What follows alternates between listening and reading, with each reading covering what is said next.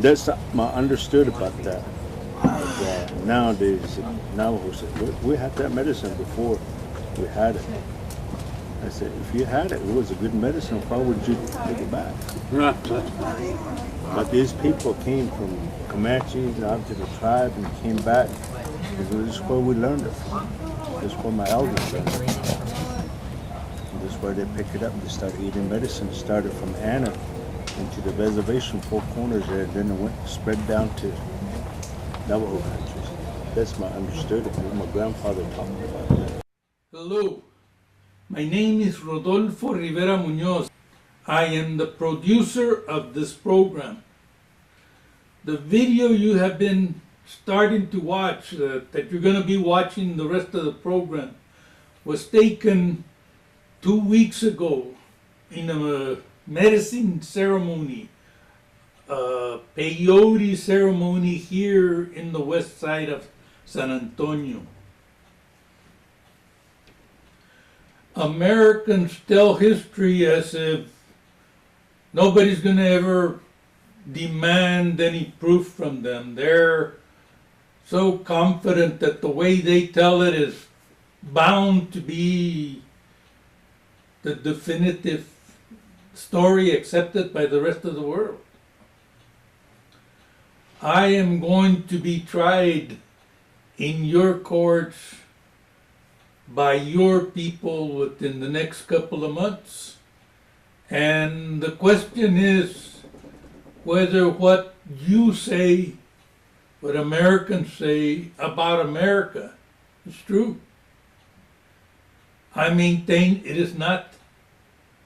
I maintain that everything that they have been talking about with respect to how they became the people, how they became the ultimate sovereign, and that is something that I am going to be working at, making sure that those people that are present at my trial understand. Because it is critical to an understanding of what took place.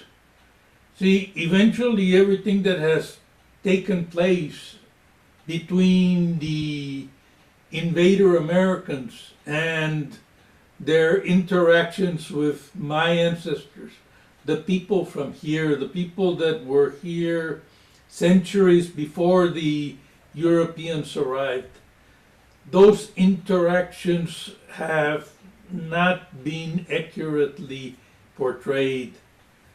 Most of the fault for that being the case lies with Hollywood. But the fault is an academic one as well. It is a fault of discipline at a time when the very institutions that were being developed to record history, to tell the story, were themselves monopolized, controlled by one side of the equation.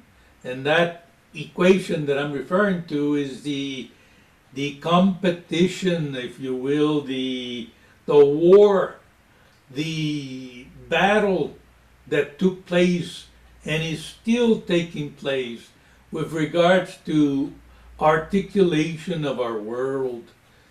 Our world became a different world when the Europeans arrived. What I mean by our world is because there's no doubt but that it was our world at one time. It was the world of what has been called the indigenous people, the Indians, those who were already here in the Western Hemisphere centuries before the Europeans started following after Columbus made first contact. That story has been told by the European. That story has been told by you invader Americans. That is the reason why you are still fanatic about building a wall all along the Rio Grande and all the way up to California. you want to keep the rest of my people from coming into what is now called the United States, what is now called the state of Texas. You want to, whether you admit this or not, stop this land you now call yours, this America. You want to stop it from becoming too much like me, too little in the image of the blue-eyed, white-skinned, yellow-haired people that came here from foreign shores. But I'm here because I need to convey as much as I can about the truth. And the truth is not what is being told. Because if you accept what is being told as history or even the background development for what exists today as the law, all that has been skewed horrifically by your European ancestors.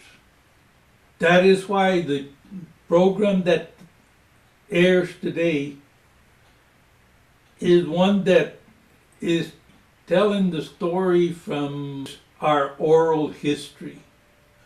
Oral history is simply history, except that it's not written. And it makes sense that our people were primarily an oral culture. It was the Europeans, it was the English who were in England about 50 years before Columbus invented the printing process in England, and that opened up enormous new opportunities for them, and those opportunities were what opened means to conquer, to establish their predominance in such things as government and international law, at least to the extent that it has been developed up to now. So that what I do here now is in need of being recognized, first of all, for what it is. I am putting something out by this medium that nobody else has.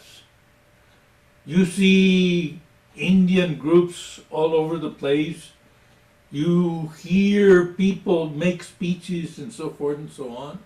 But you've never heard of anybody being tried for what they were claiming, for what they were asserting was their truth, was their reality.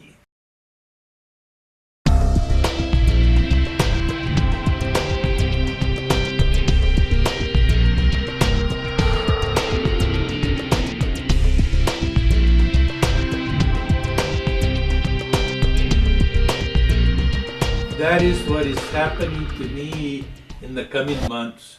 And so I, as I have done in the past, am trying to be careful, not because I am bound by anything that the Americans claim that I should be bound by, but rather because in a way I adhere to the same understanding that perhaps weakened my people's ability to fight you off in the first place.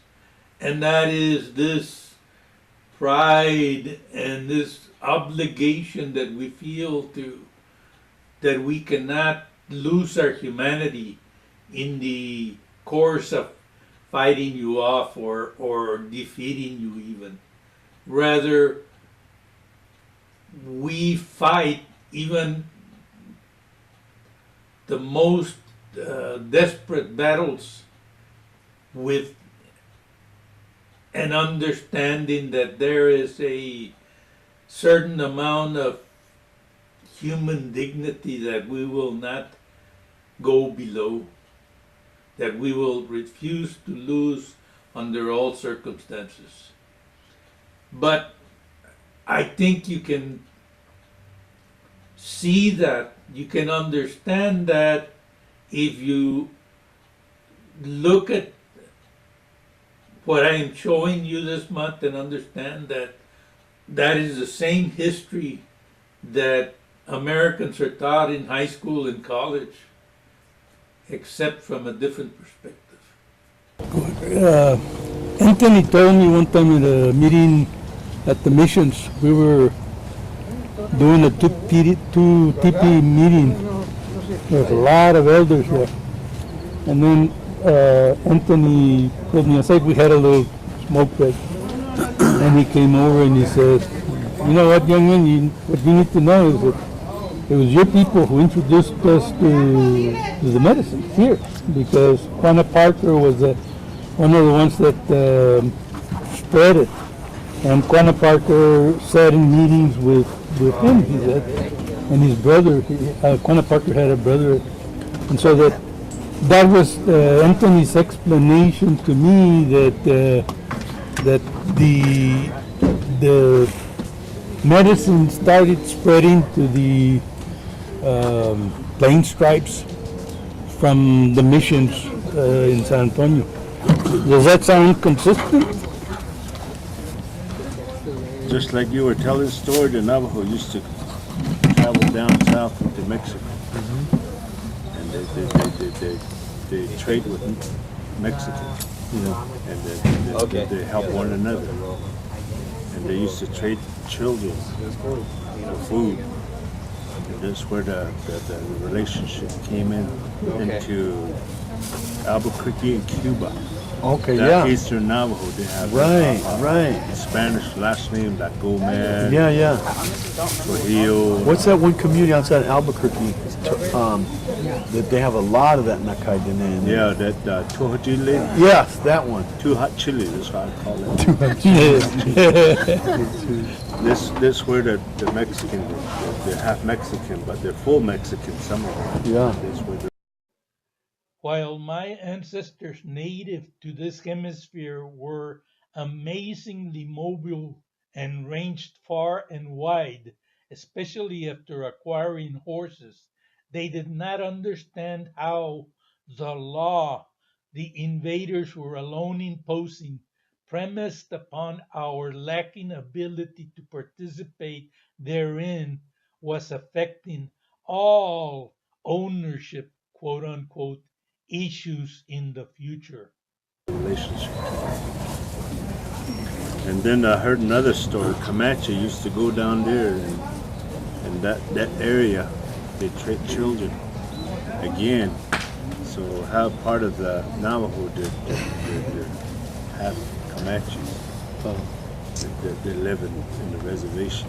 Some of them they're half Apaches from south. Right. Back in around 1890,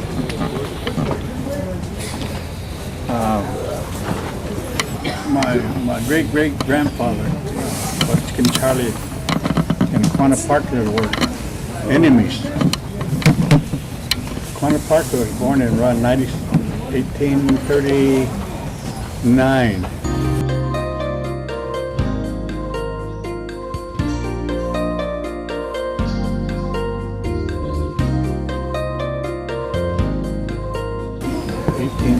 Somewhere around there.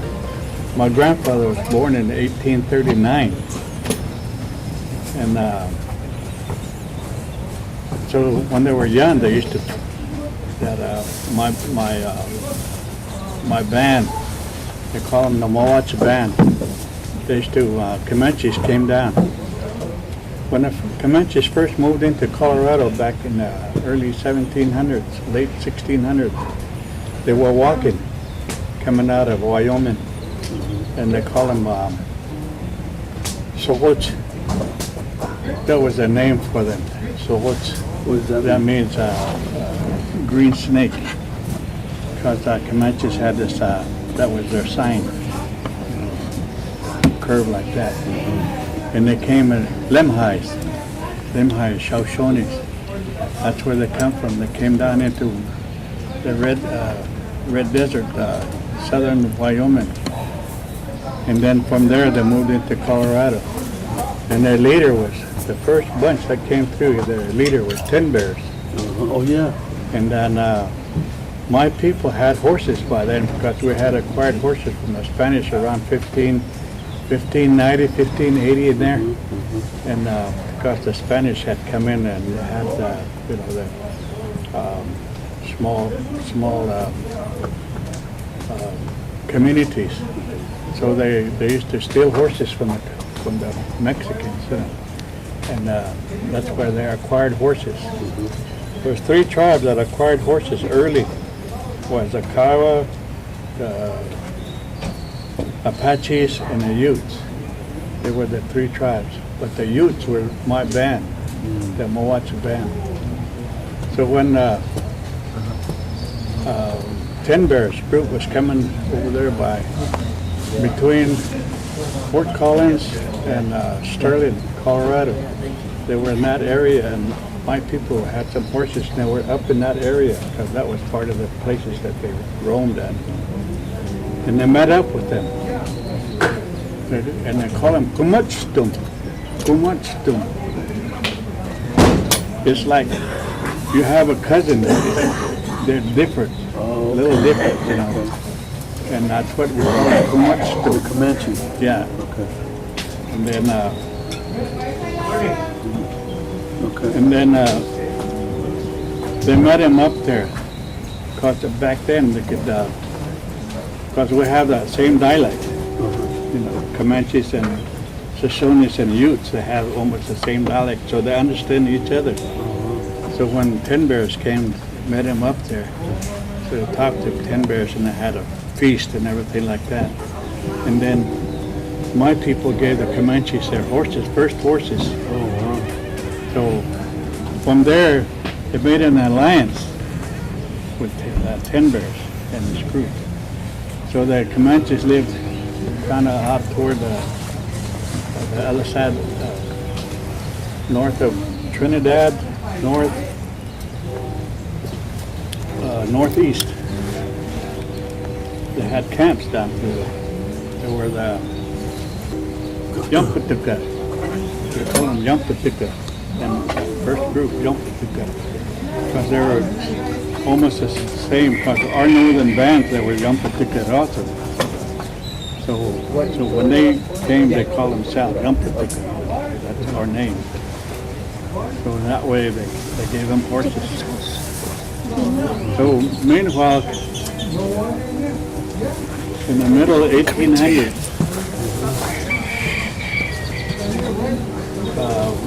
Quanah Parker and Buckskin Charlie was born. And then the latter part of 1800s, they used to have this fight when they're young men, you know. So some of they used to come raid, take some children and women. So we do the same thing. Go down and raid and get them and all that. After 1776, during that period of time, we broke alliance with the Comanches. Then we called it a 100-year war from 1876 to almost 1880.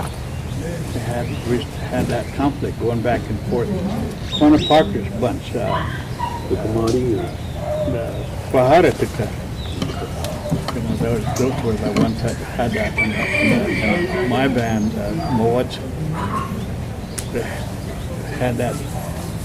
So around 1880, somewhere in there, they tried to make it a peace with Quanah Parker and Buckskin Charlie.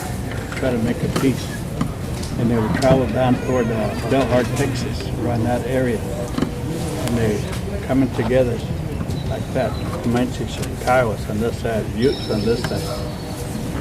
Buckskin Charlie and Quanah Parker came out. They were going to meet. They were maybe about 200 yards from each other to make peace treaty. But somebody fired a shot. Other folks who fired a shot, so they backed away from each other. So they started that conflict again. again. So they never made that peace treaty. So 1976, we finally made that peace treaty with the Comanches.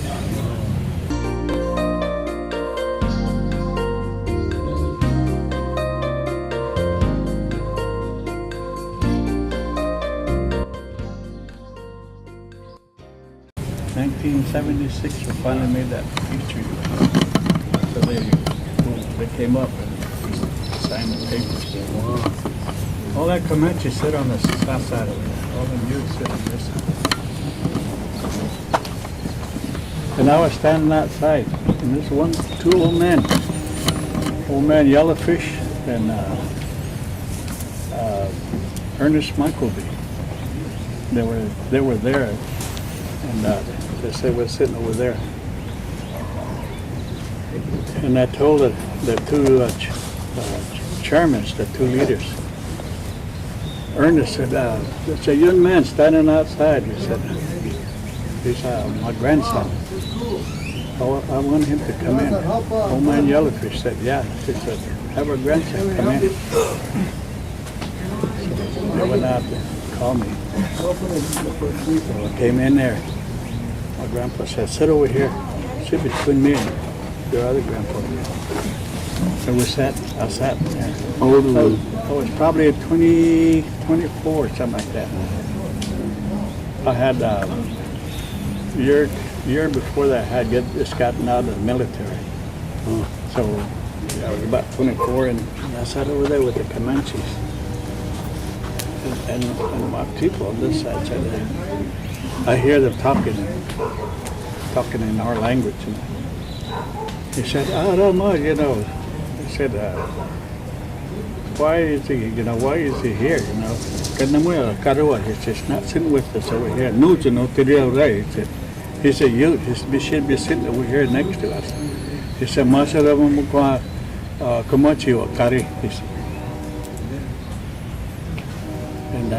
some old man that understand words. He said, wait, he said, saw grandson. He said, we've known him a long time, he said. He's been down amongst our people. He's been amongst our people down there among Comanche country, around Lawton, and through that part of the country, he said. And they said,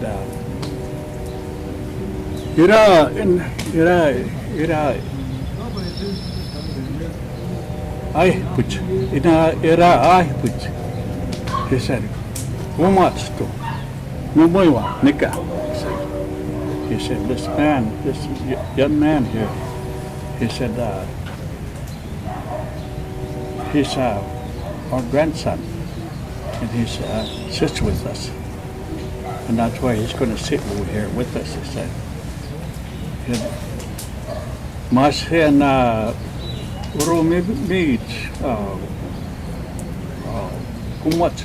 kumach raimas meat kumach raimas, he said.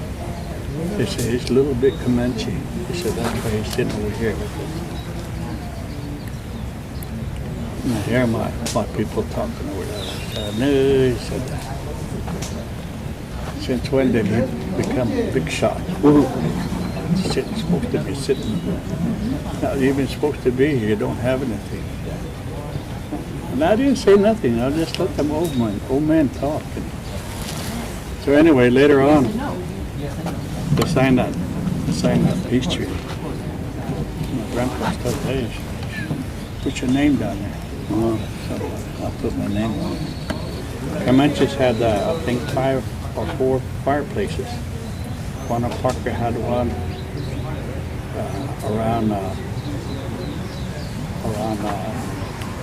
Indahoma and Cache. And then they had another one down around Walters. And they had another one over at Surreal. And they had another one over there at Richard Spur. 4 different fireplaces. But the ones that they had Comanches, the real Comanches, the way Juana Parker run meeting, everything started from right here. His drummer and him. The medicine start from here, it went around. Water time, the water started from the drummer, went around. Same way with breakfast, started right here, and went around like that. So you see, sometimes you just see these guys, and they all sit on the south side because they want to eat first, you know. So when the Comanches run the meeting, everything start here, you know. This guy get to eat last, you know. As you go along, how they take care of things like that. So that's where I learned it from. Then from the Comanches, it went up to Pawnees and Otos, that part of the country. From the Comanches, Kiowa's got a kind of similar fireplaces to them. So, Can I ask you something? yeah. So it's consistent with what Anthony was telling us at that meeting about Quanah Parker learning it in the missions in San Antonio. Quanah Parker learned it from his, he had his mother, Cynthia Yes. Cynthia Parker, and his brother, Nathan, her brother, Nathan, you know, they were captains.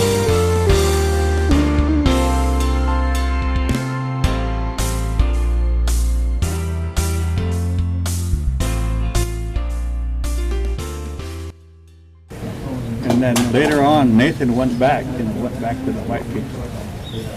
But Nathan left, went down south, down around close to San Luis Potosí, in that area. His uncle had married a curandera down in there. So he was sick. So he told his folks he was going to go see my uncle. So he went down. But that story that I hear, you know, that he went down there. And then old lady doctored him with that medicine. Doctored him. He got well. So she gave him some of that medicine and said, you take it home. She said, you learn these songs that I've sang, she said, you know. So he took it back and he told his people about it, this medicine here. There's other similar stories to that, but that's one of the stories that I hear, I heard from some of the elders. If I may, That he took that medicine up north, and then amongst his people, he had that meeting. That's when he had that, you know, everything starts in here. You didn't have no teepee at that time, you know. So then later on, they got a teepee, put it together. So that's where this crescent moon come in. if I may, Anthony also told me, because he was always very helpful, just like you've been and always been. And he told us that he was in Laredo at one time, or his father was in Laredo. Anthony's.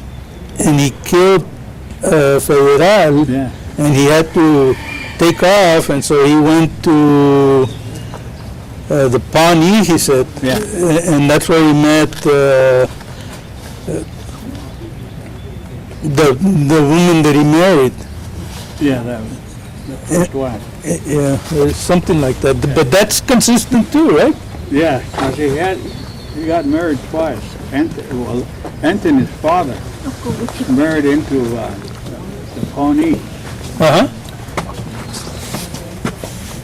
And they were in Oklahoma at the time. Yeah. They were around up in that area. Then Anthony got married again to a Arapaho lady. That's when I met him, because that Arapaho lady was my aunt, one of my aunts. So, Was that the last one he was married to? yeah, and he used to call me my friend, you know. Didn't call me nephew or anything like that. For a long time, I know him for a long time. Never called me nephew or anything like that. So, one time I was running a meeting, and he was sitting on that side over there. He said, "Hey, Junior," he said,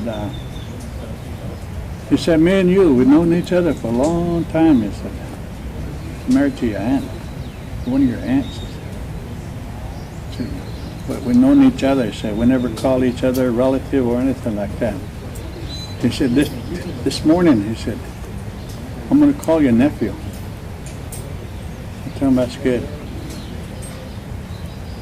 I said, you know, Uncle, I told him, I got up, went over to him. In our way, when somebody mixed relative with you, go over and shake hands and maybe give him a little money, And that's what I did. I got up, went over there, shook his hand, and gave him some money. I said, you're my uncle now. I said, so whatever that you say, whatever that you do, we're going to be like nephew and uncle. And amongst my people, I said, amongst my relatives in this church here, I said, whenever somebody takes you for a relative, so you give them something, you think that way. But also, I said, when you take somebody for a relative, like a nephew or an uncle, I said, then you open that door. I said, then you become my teasing uncle. So whatever I say to you, you can't say nothing. Yeah, he said, yeah, good. He said, that's what I want to hear. So that's when we become, he become my uncle. But that's, when you're talking about the Navajo people coming down. See, they made 3 migrations, the way I hear it from Denise up in northern Canada. Yeah. One time we had a conference up there in Denver,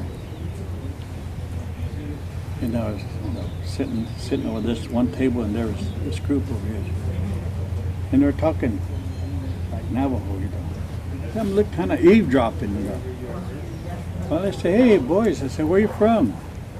Shiprock, Window Rock, Rough Rock. They kind of looked at me. I said, no, we're from Canada. He said, this one over here is from Slave Lake. I'm from Yellowknife. Oh, I said, I didn't know that. I said, we got neighbors down here that speak like you guys. He said, yeah. And I told him, I said, they always talk about coming out of a cave or a hole or whatever, And that's what I hear, them people talk about that, their origin. He said, yeah, we heard that too, he said. But we know where they went in that hole, he said. We know where they went in that hole. He said, those people, they had to leave, so it was too cold and they said for them, They couldn't handle it, so they left. Lobo, the man talking, is Dene, Navajo. Junior Naranjo is Ute. This that Elder Naranjo is talking about now is the heart of where I have learned the history, the true history of our people from. It's a history that you learn by virtue of sitting in meetings such as the ones we sit in.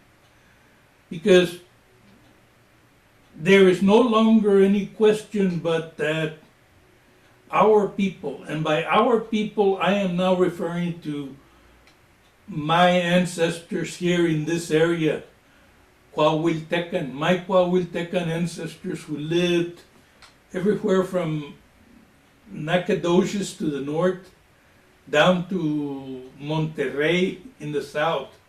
So that was the Coahuiltecan area that we considered our own before the Europeans made contact with us.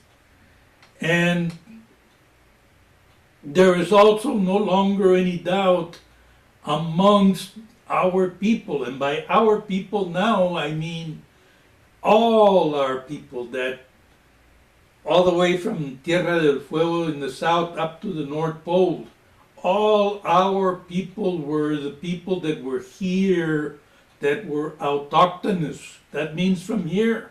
They sprout forth here. We sprout forth here. That is how come you hear them ancestors, the elders, talking about they came out of the hold, because that is the way our history developed. Because from time immemorial, our people, as long as they have been able to communicate, they've been passing along this oral history. And that oral history tells about a place where our ancestors, thousands of years ago, were before they migrated south, before they started. One elder that I spoke with, that I recorded on this medium 20 years ago, mentioned that it was a 40-year migration down south, whereby Tenochtitlan in what is now Mexico City was established. And then that migration came back up north, eventually resulting in the establishment of the mound culture in the St. Louis area. So that 40,000 year migration is our history. We know that because we understand these processes. These processes are in a way that to us, as the people that we are, leaves absolutely no doubt about the integrity. And that's how come I needed to show you the kind of film that I'm showing you now. Understand, and you will if you notice the lack of video of ancestors doing what Junior Naranjo is doing in this video.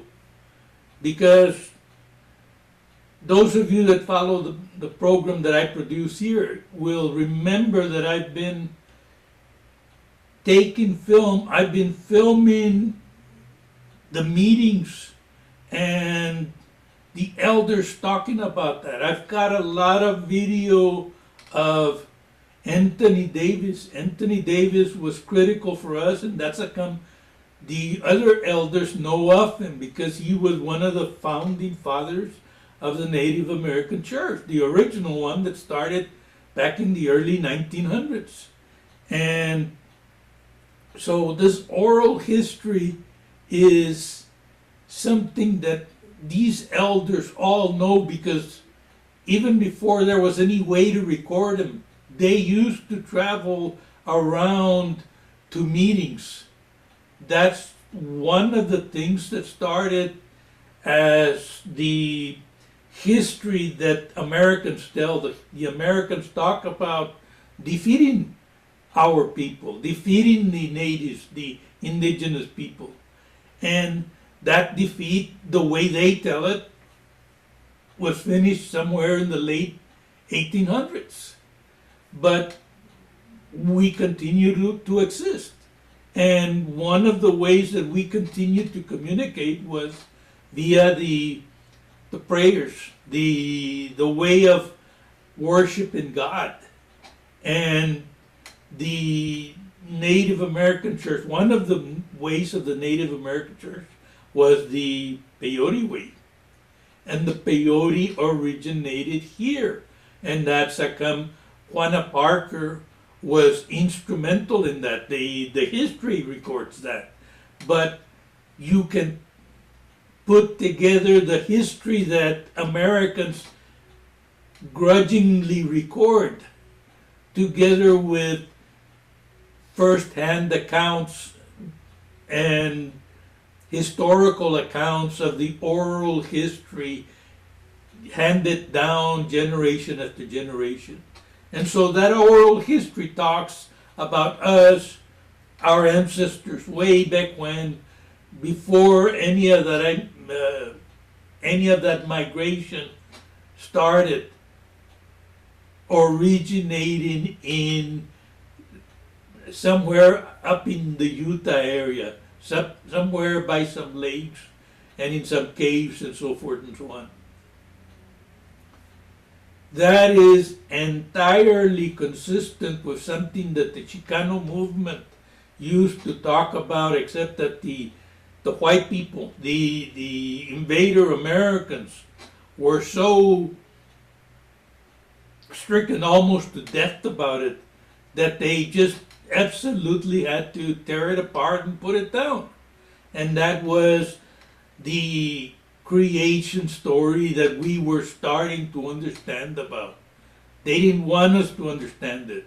That story about Aztlan, Chicanos used to talk about Aztlan and how it was this place up north and so forth and so on. What Elder Naranjo is now affirming is the same thing that other elders of the Native American Church during the at least more than 20 years that I've been recording this have affirmed publicly, openly, saying, yes, there was a historical commencement of this migration south, and it was about a 40,000 year migration. And they talked about different ways that they separated. That is, they start as one people in the place of origins, in those caves by the area of what is now Utah or something like that. They migrate down south, and then some of them break off. Some of them break off and become the Apache. Although, as Naranjo now says, all these people are Apachean, he says, which means that the Apache were the original, and then out of that separation, as they're migrating south, some branch of them turn over to the right towards the Pacific, and that's what becomes the Dene. You white Americans know them as the Navajo. They call themselves the Dene. And the rest of the migration continues down south until they established Tenochtitlan. They established Tenochtitlan, and eventually they migrate back up north. And so our people, that is where we come from. We don't understand that because the invader Americans have always been, to different extents as the history developed, but they've always been deadly against us understanding our situation, because their stories, their explanations of how they came to the Alamo, for example, and 15 years from when the first one of them arrived, 15 years during that mere sliver of time of 15 years, they come in and they proclaim themselves the people from here. They say, we are the people, and they blow the rest of us off, and they undertake all that facade, all that pantomime about how they go about saying, we are the people from here, and so therefore we've got, now that we have kicked out Santa Anna. Santa Anna was an other European who had come from Europe and was those who had inherited the Spain claims, the claims of Spain. At one time, Spain claimed everything, all the way up to the North Pole. The English said, no, your claims are not binding upon us. They made their claims in Virginia. And so did the French. And so what it all turns up to be the case is that all they were acting upon was might makes right. If you got the military might, you can push the other people out of wherever they are and you want to be. And as long as you can hold on to it because of your military might, then that's all that matters. That is the way the law has developed, including what everybody calls international law. That is why I am undertaking everything that I can, because I made myself a couple of promises a long time ago when I started understanding that as a lawyer practicing law in Texas, I had a privileged situation which permitted me to understand things that the common people cannot understand. And that was the legal historical development. Up until now, my own people have said, we disagree with you. We're Americans. They are Americans because of emotional attachments. They've been convinced somehow. I was always pursuing the explanation that Americans, the white people that came from Europe originally and eventually came into Texas the way they did, we all know that history. Except we don't pay attention to it and how contrived it is, how within 15 years they came over and took over and they became the people from here. And we've been talking about that on this program. I've been talking to you about how I understand everything developed, and it is consistent, except that it has been thus far interpreted by your people, by the Americans, saying this is the way it is, following the idea of Hollywood and being of the mind that if you can tell everybody this is the way it is, that's the way they're convinced it is. And since they've got all the weapons and all the authority supposedly, then who's going to contradict them? Nobody has. I am endeavoring to, and that is the reason why they are taking me to court. I submit that it is something contrived again. That is, the government in place is contriving this situation so as to convict me, to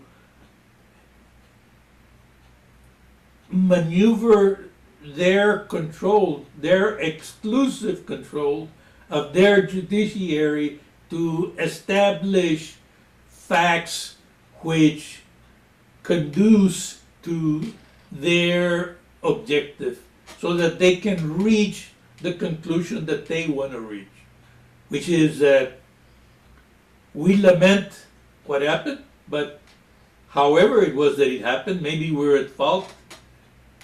These Indians are now gone. And since they are now gone, we need no longer try to figure out how much of what happened is legitimate and how much is not. We are here now, they will say at that point, and that's all we need to worry about.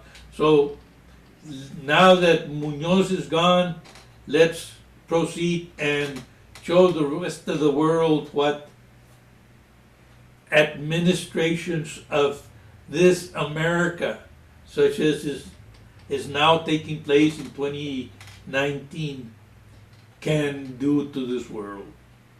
That is what I am worried about. That is why I am undertaking the risks that I am taking. That's why I spend all this time, effort, and resources that I don't have to prepare this program. And that is why I also need to say thank you for watching. Let me now take you back to the rest of the program as per the discussion taking place a couple of weeks ago here in the west side of San Antonio. He said, I left 3 times, he said.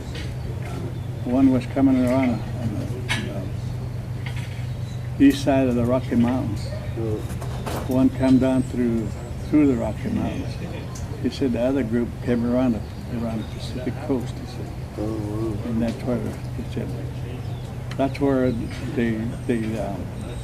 when the first group went down there, they lived around. White shell woman. Yeah, they lived around. I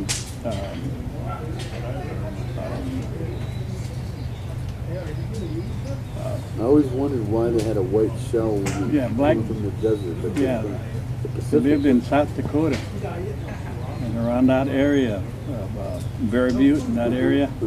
They lived. That's where they were at. But they call them. See, they're all what they call Apachean. Right. They're Apachean group. Navajos are the largest group Right. of the Apachean group. So some of the Apaches left. They went down through the down toward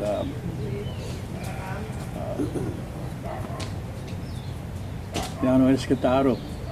They went into that area, and then there was others that went down toward the Gila River, and there's others that went down into the Sierra Madre, that group, and there's others that went west over toward southern Arizona in that area, and then they became what you call a Warm Springs group, and Chiricahuas, and Lipan, and then 2 groups. So they call them the Plains Apaches and the Mountain Apaches, and they became the Jicarillas. Okay. The Lipans come from Mescalero. Okay. The Mescaleros are Lipans. Okay. Got it. Wow. So that's the story I hear. You know, I don't know if that's true or not, but that's the story I've heard. You know. Wow. So they lived in that area when they was living in that down toward Fort Union, in that part of the country in New Mexico, and met up with the mountain Apaches, and they kind of allied with us. Meanwhile, Coronera,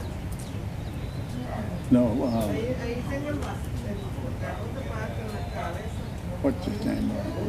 Greenhorn. Okay. Greenhorn was some. There was a raid in the northern Mexican settlements, and the Apaches, the Navajos. It's raid with them. Raid. And, so the Anza got tired of Greenhorn, and so he made a campaign, and Apaches led him up toward Alamosa, and then the Utes met him there, and then they went around Alamosa up toward Poncha Springs, and then over toward what is Colorado Springs now. The first skirmish that they had was just south of where Colorado Springs is. They call it Between who? Fountain. Between. Between the Anza's army and Greenhorn's group. There was other Comanches camps a little further east, but he was after Greenhorn because he knew that Greenhorn had been, the leader and making that raids. So he had a kind of like a personal vendetta against Greenhorn. So he attacked Greenhorn's camp south of Fountain in that area. So the Comanches moved south down toward where they call Rye, Colorado, in that area, north of Walsenburg. Oh, I know Walsenburg. Yeah, north of there is a place they call Rye, Colorado, and right there they had another big skirmish. That's where Greenhorn got killed. Greenhorn used to have one of the Mexican armor, And then when they shoot him, from far distance, it didn't penetrate. So he used to kind of. So one of the Mexicans shot him, and they shot him just above that armor, and killed him. And the Comanches moved down into the Purgatory country, east of Trinidad, in that part of the country. Then they moved on down into Texas, Texas, down toward Escadado, in that part of the country. Some will move down toward San Antonio, Austin, in that area. The others moved down toward what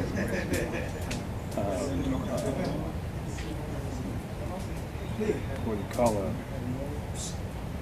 Del Rio, in that area. And then some of them moved kind of west. So the ones they called down there around Del Rio, they call them pinatutai, honey eaters. And the ones that lived up around south of Amarillo, down through that part of the country, they call them cohareticas. And the ones that lived a little further east, they call them cututuca. So that's the bands. But they had 13 bands that was in Texas at one time, all the way down toward The Comanche? Comanche, all the way down toward San Antonio and south, and then from there they used to go south. And some of my people used to go with them down through that part of the country. They knew that they had relatives down south. I guess there was now Aztecs, because they would speak almost the same language.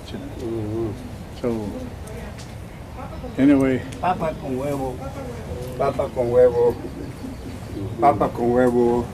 The last time that they went down, they was way down toward around St. Louis, Potosí, in that area. Then they went on down to Mexico City. That's before the Aztecs became powerful. So anyway, that's the stories that I've heard from my elders, some of the elders, Comanches, Utes, Apaches, different ones like that.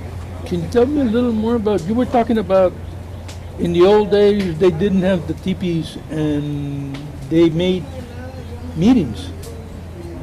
But they were not necessarily the same kind of meetings. They were the Spanish. We don't know who those people were. One of the stories that one of my uncles told me, he said a long time ago, I don't know, maybe it was around Laredo, or maybe a little further south, down toward Monterey or wherever, anyways, down toward Alona, close to the Gulf. He said they used to hear a drum. Way off in the distance, they used to hear a drum. So every time they went down there, they'd hear that drum.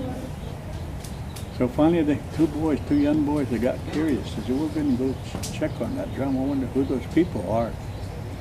So Uncle said, so there's two people, two young men, took off their bows, knives, and everything like that, put them away, said, we're going to go check, see.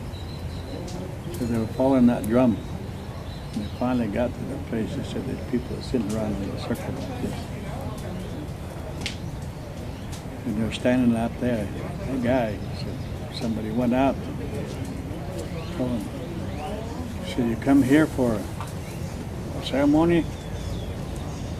He said, well, we don't know what you're doing. He said, so I thought we'd come check. He said, well, go.